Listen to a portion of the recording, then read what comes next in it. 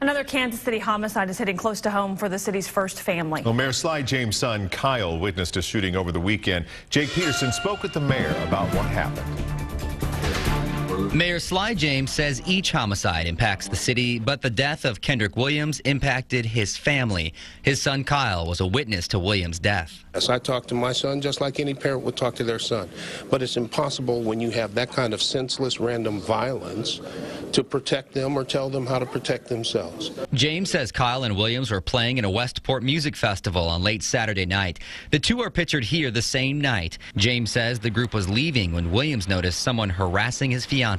He walked towards her to find out what was going on, and before he could get there, somebody reached outside of a car and shot him. Kyle James was interviewed by detectives. This has torn him up. I mean, he saw his friend that he had been with 10 minutes before, having fun, playing music, shot in the street. The mayor says he only met Williams a few times, but described him as courteous. Those who knew him better say he made a difference. I was a little gangster running these little streets, you know what I'm saying?